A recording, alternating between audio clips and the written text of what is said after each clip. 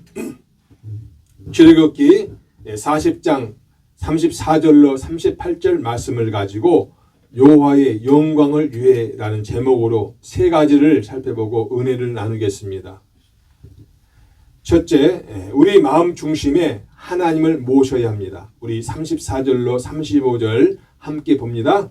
구름이 해막에 덮이고 여호와의 영광이 성막에 충만하매 모세가 해막에 들어갈 수 없었으니 이는 구름이 해막 위에 있고 여호와의 영광이 성막에 충만함이었으며. 이스라엘 백성이 그동안 정성 들여 만든 성막의 각종 부속물을 모아 성막을 건립하자 구름이 해막 위에 덮이고 또 여호와의 영광이 성막에 충만하였다고 하였습니다. 해막은 하나님께서 계시하신 그 성막이 지어지기 전에 모세가 하나님을 경배하기 위해 설치한 것이며 이스라엘 백성들에게 하나님의 말씀을 전하던 곳으로 이스라엘 백성들의 여느 장막과 크게 다르지 않았습니다. 오늘 본문 말씀 보면은 여호와의 영광이 성막에 충만하였다고 두 번이나 언급한 것은 하나님께서 완성된 성막에 임재하셨음을 강조한 것입니다. 이로써 성막은 그야말로 무엇과도 비교할 수 없이 고귀한 곳이 되었습니다. 물론 이스라엘 백성이 오랜 기간 동안 정성을 기울여 만든 성막은 화려하고 훌륭한 것이었습니다. 또 성막은 각종 금은 보석과 좋은 천으로 아름답게 만들어졌습니다. 그러나 성막이 진정으로 고귀한 곳이 될 수 있었던 것은 그 재료와 외형적인 아름다움 때문이 아니라 바로 그곳에 하나님께서 임재하셨기 때문입니다. 그러니까 거룩한 성전이란 화려하고 웅장한 겉모습이 아니라 그곳에 하나님께서 계시느냐 계시지 않느냐로 결정되는 것입니다. 그것은 성도들도 마찬가지입니다. 여러분이 거룩한 무리 즉 성도가 될 수 있었던 것은 여러분 자신이 거룩하거나 훌륭하기 때문이 아니라 여러분 속에 거룩하신 하나님 성령님께서 거하시기 때문입니다. 우리가 아무리 겉으로 남들보다 멋있는 옷을 입고 뛰어난 능력을 가지고 있다 할지라도 그 속에 하나님께서 계시지 않는다면 우리는 더 이상 거룩한 무리 곧 성도가 될 수 없습니다. 그러나 안타깝게도 어떤 사람들을 보면 남들처럼 성경을 들고 교회에 오고 예배를 드리고 또 성경에 대해 많은 지식을 가지고 있으며 남들이 감탄할 정도로 기독교의 진리에 대해 뛰어난 말씀씨로 해박한 지식을 자랑하면서도 정작 그 마음속에는 전혀 하나님을 믿지 않는 것을 볼 수 있습니다. 그렇다면 그가 아무리 교회 생활을 열심히 하고 성경에 대한 많은 지식을 갖고 있어도 그는 거룩한 하나님의 백성이 될 수 없습니다. 그러므로 우리에게 있어서 가장 중요한 것은 우리 자신의 외면을 아름답게 가꾸는 것이 아니라 내면에 진정으로 하나님을 모시고 그분을 섬기는 것입니다. 그런 의미에서 사도 바울은 하나님의 성령이 거하는 성도 한 사람 한 사람을 모두 하나님의 성전이라고 하였던 것입니다. 고린도전서 3장 16절로 17절에 너희는 너희가 하나님의 성전인 것과 하나님의 성령이 너희 안에 계시는 것을 알지 못하느냐. 누구든지 하나님의 성전을 더럽히면 하나님이 그 사람을 멸하시리라. 하나님의 성전은 거룩하니 너희도 그러하니라. 바울 사도의 말씀은 비록 우리 속이 눈에 보이는 장소가 아니며 또 우리가 아무리 자랑할 거리가 없는 초라한 존재에 불과하지만 바로 성령 하나님이 거하시기 때문에 우리는 분명히 하나님의 성전이라는 것입니다. 그러므로 이제 하나님의 성전된 성도는 구약의 성막이 온전히 하나님의 뜻대로 지어졌던 것처럼 하나님이 원하시는 그 모습 그대로 지어져 가야만 합니다. 성막이 비록 사람에 의해서 지어졌으나 이제부터는 성막은 하나님께서 거하시는 하나님의 소유가 된 것입니다. 그렇다면 오늘날 이 땅의 성막인 교회의 주인은 누구이겠습니까? 당연히 하나님이시죠. 그것은 교회가 하나님의 뜻에 따라 세워지고 하나님이 그곳에 임재해 계시기 때문입니다. 그러므로 교회는 주인이신 하나님의 뜻에 따라 움직이는 것이 마땅합니다. 겸손하게 하나님의 뜻을 구하고 무엇이든지 그의 원하시는 대로 순종하고 따라야 합니다. 그래서 예수님께서는 요한복음 10장 27절에 내 양은 내 음성을 들으며 나는 그들을 알며 그들은 나를 따르느니라고 하셨습니다. 성도 여러분, 하나님 앞에서 자기 의를 내세울 수 있는 사람은 아무도 없습니다. 오늘 35절 말씀 보면 구름이 해막을 덮고 하나님의 영광이 성막에 충만했을 때 모세도 해막에 들어가지 못했습니다. 하나님의 영광과 위엄이 워낙 엄청났고 컸기 때문에 모세조차도 감히 해막에 접근할 수가 없었던 것입니다. 모세는 지금까지 이스라엘 백성들이요 역사상 가장 위대한 사람으로 꼽을 만큼 누구와도 비교할 수 없는 그런 위대한 사람이었습니다. 그런데 그런 모세조차도 하나님의 임재 앞에서는 감히 접근할 수 없었던 것입니다. 그렇다면 이 땅에 존재하는 사람 중에 누가 감히 하나님의 임재 앞에 나아갈 수 있겠습니까? 아마 한 사람도 없을 것입니다. 그러므로 이 세상에 존재하는 모든 사람은, 특히 아담의 원죄를 해결하지 못한 사람은 스스로의 힘으로 하나님 앞에 나아갈 수가 없는 것입니다.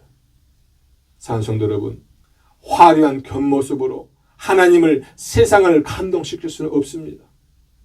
진정으로 성도가 이 시대 속에서 이 세상에 감동을 주고 인정받을 수 있는 것은 교회 안에 하나님의 진리와 영광이 가득 차게 하는 것입니다.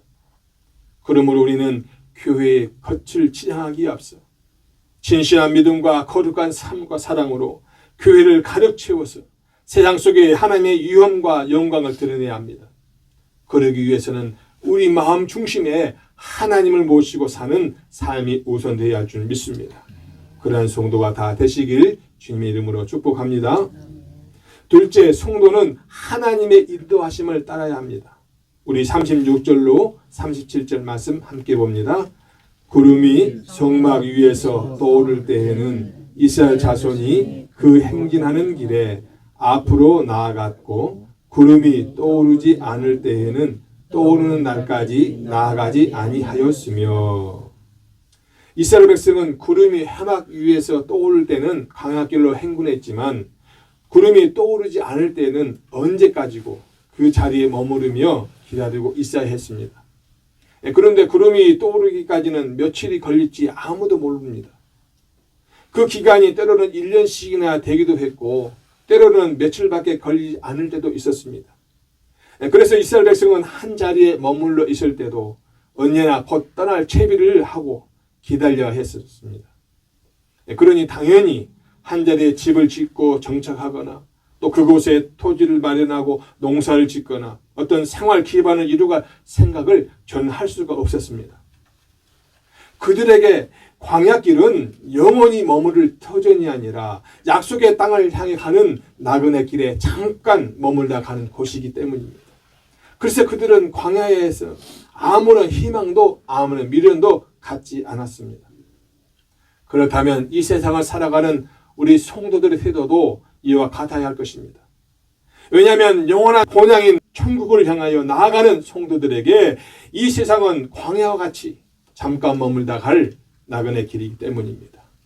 그래서 베드로 사도는 성도를 향하여 이 세상을 살아가는 나그네와 같다고 말씀한 것입니다.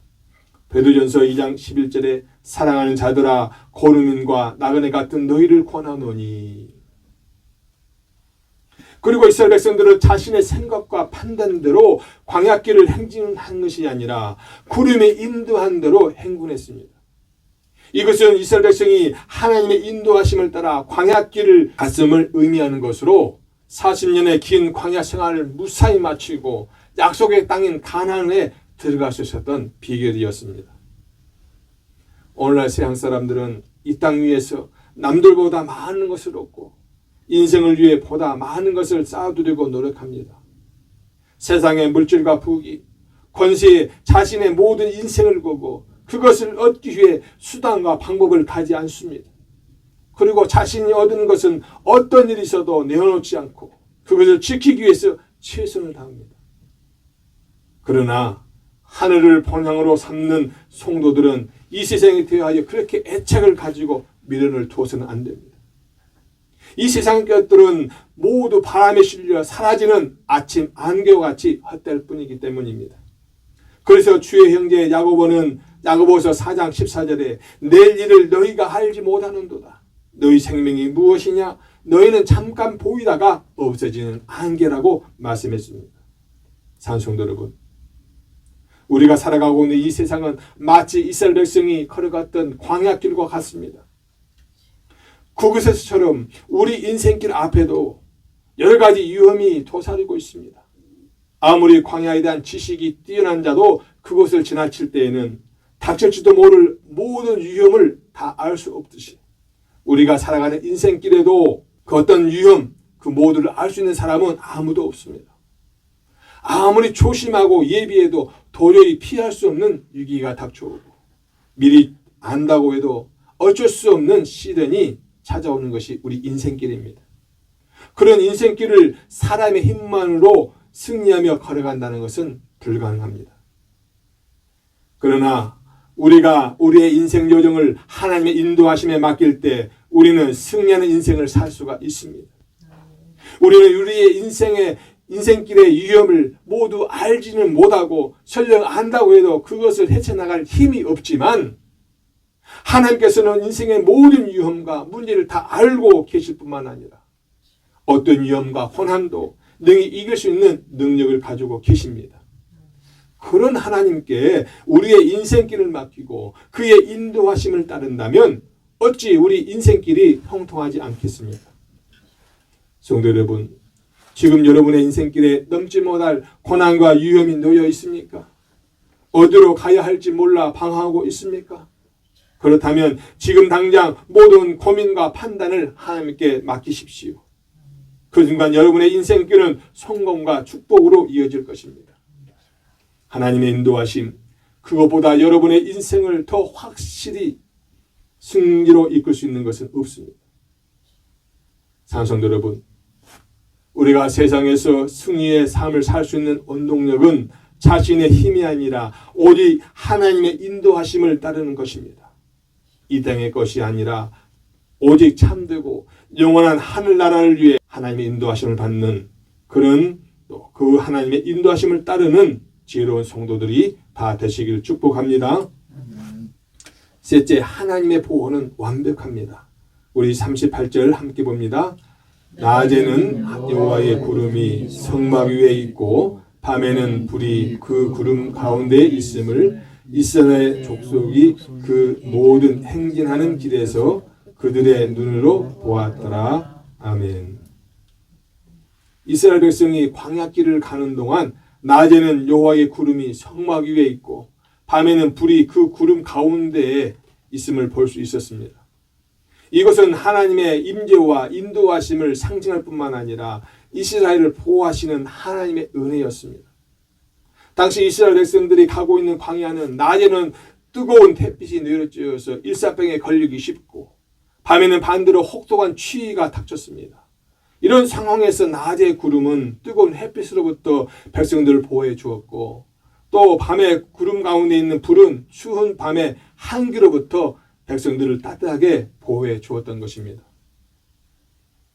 이처럼 이스라엘 백성들의 어려움을 세세한 데까지 헤아리고 배려하시는 하나님의 은혜를 어찌 놀랍다 하지 않을 수 있겠습니까?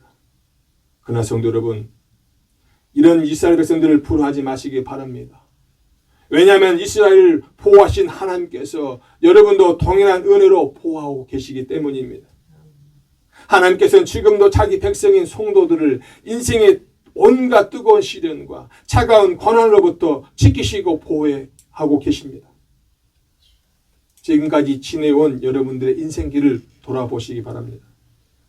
길지 않은 인생길 속에서도 크고 작은 일들이 많이 일어났을 것입니다. 때로는 도저히 견딜 수 없는 것 같은 시련도 있었고 때로는 절망적인 상황에 빠지기도 하였고 도저히 자신의 힘으로는 해결할 수 없는 문제를 만나기도 했을 것입니다. 그럼에도 불구하고 여러분들은 그 모든 문제와 시련을 넘어서 지금 이 자리에 서 있지 않습니까? 그것이 과연 여러분의 힘 때문이었습니까? 아니면 주위 사람들의 도움이나 세상 사람들이 말하는 재수가 좋아서였을까요? 아닙니다. 그 모든 것은 새가 날개를 치며 그 새끼를 보호하듯이 하나님께서 여러분을 붙드시고 보호하셨기 때문입니다. 이사야서 31장 5절에 새가 날개치며 그 새끼를 보호함같이 나 만군의 여호와가 예루살렘을 보호할 것이라. 그것을 호위하며 건지며 뛰어넘어 구원하리라 하셨느니라. 그래서 수많은 위험도 절망적인 고난도 해결할 수 없는 문제도 여러분을 자유지키지 못했던 것입니다. 성도 여러분, 여러분의 믿음의 눈을 들어서 주위를 돌아보시기 바랍니다. 옛날 이스라엘을 보호하셨던 구름과 불이 지금 여러분의 주위를 둘러 여전히 지키고 있는 것을 발견할 수 있을 것입니다. 그러므로 성도 여러분, 우리가 하나님 중심의 삶을 살 때 하나님의 보호를 받게 된다는 사실을 기억하시길 바랍니다. 오늘 본문 38절을 잘 보면 이스라엘 백성을 보호하시는 하나님의 구름이 성막 위에 있고 불은 그 구름 가운데 있었다고 말씀하고 있습니다. 즉 구름이나 불이나 모두 성막 위에 머무르고 있었던 것입니다. 그런데 당시 이스라엘 백성들이 광야에서 진을 칠 때는요, 각 지파별로 성막을 중심으로 위치를 정하고 진을 쳤습니다. 민수기 2장 2절에 이스라엘 자손은 각각 자기의 진영의 군기와 자기의 조상의 가문의 기호 곁에 진을 치되 회막을 향하여 사방으로 치라. 따라서 하나님의 구름과 불은 항상 이스라엘 백성의 진 한가운데 놓여 있었습니다. 그러므로 이스라엘 백성들은 성막을 중심으로 한 자신의 위치를 지키고 있을 때에만 구름과 불의 보호하심을 받을 수 있었습니다. 아무나 하나님의 보호하심을 받을 수 있는 것이 아니라 하나님을 중심으로 생활하는 자만 하나님의 보호하심을 받을 수 있었던 것입니다. 이것은 오늘날 우리 성도들에게도 마찬가지입니다. 즉 성도들은 하나님을 중심으로 생활할 때에만 하나님의 보호하심을 받을 수 있는 것입니다. 그래서 시편 145편 20절에 여호와께서 자기를 사랑하는 자들은 다 보호하시고 악인들은 다 멸하시려다고 말씀하는 것입니다. 성도 중에 때로는 어려운 시련을 만나 엄청난 고통을 당하는 사람이 있습니다. 그러나 그것은 하나님께서 그 사람을 돌보지 않으시거나 능력이 없어서 고난을 이기게 하지 못하시는 것이 아닙니다. 바로 그 자신이 하나님의 중심 생활에서 떠나 있기 때문입니다. 하나님의 말씀대로의 삶이 아니라 하나님으로부터 멀리 떠나 자기 생각 중심의 삶을 살아가고 있기 때문에 하나님의 보호하심을 받지 못하고 고난을 만나도 능히 이기지 못하는 것입니다. 그래서 잠언 29장 25절에 사람을 두루하면 올무에 걸리게 되오니와 여호와를 의지하는 자는 안전하리라. 사람의 지혜를 구하고 사람의 힘과 능력을 구하는 사람은 어딘가는 넘어지고 올무에 걸려 넘어진다는 겁니다. 그러나 하나님을 의지하면 반드시 안전할 줄 믿습니다. 다시 말씀드리지만 하나님께서는 자기 백성을 언제나 안전하게 지켜주시길 원하십니다. 그러나 스스로 하나님의 보호하심을 거부하고 자기 멋대로 살리는 사람은 결국 보호하지 않습니다. 그는 자기 힘으로 자기 인생을 보호해야 하는 것입니다. 그러다 결국은 세상으로 인해서 좌절하고 큰 상처를 입게 되는 거죠. 그러므로 우리 모두는 하나님 중심의 삶에서 떠나는 것이야말로 스스로 고난을 부르는 것이며 스스로의 인생을 좌절로 몰고 하는 어리석은 행동인 것을 결코 이해하면 안 되겠습니다. 그래서 시편 4편 8절에서 내가 평안히 눕고 자기도 하리니 나를 안전히 살게 하시는 이는 오직 여호와이시니이다. 이 말씀이 오늘 저와 여러분의 말씀판에 새겨지길 바랍니다. 이처럼 자기 백성을 향한 하나님의 보호하심은 영원히 변치 않습니다. 그러므로 인생의 어떤 고난과 절망적인 상황이 닥쳐오더라도 결코 두려워하거나 좌절하지 마십시오. 오히려 여러분을 향한 하나님의 보호하심과 도우심을 바라보고 희망과 담대한 용기를 얻으십시오. 그러면 어떠한 고난과 환난도 여러분을 넘어뜨리지 못할 것입니다. 산성도 여러분, 교회가 교회다워지고 성도가 성도다워지기 위해서는 그곳에 하나님이 임재하셔야 됩니다. 교회가 아무리 종교적인 형식과 모양을 갖췄다 해도 그곳에 하나님께서 계시지 않으면 그것은 단지 하나의 건물이나 사람의 몸이 될 뿐 참 교회는 아닙니다. 그렇다면 참 교회를 어떻게 세울 수 있습니까? 그것은 하나님의 말씀대로 순종하는 것입니다. 이스라엘 백성들이 성막을 하나님의 명령대로 지었을 때에 그곳에 하나님이 임재하셨듯이 오늘날 교회도 성도들도 하나님의 말씀대로 세워져 갈 때 하나님이 임재하심으로 참 교회가 되는 것입니다. 우리 교회는 참 교회입니까? 또 우리 가정은 하나님 말씀에 그대로 순종하고 있습니까? 하나님의 영광이 머무는 그러한 교회와 가정을 만드시길 바랍니다. 이 마지막 때에 우리에게 주신 말씀, 서로 사랑하라, 서로 의지하라, 주의 은혜 안에 거하라, 주의 말씀 안에 거하라를 기억하고 항상 주님의 계림을 소망하며 하나님의 영광을 위해 사시길 주님의 이름으로 축복합니다.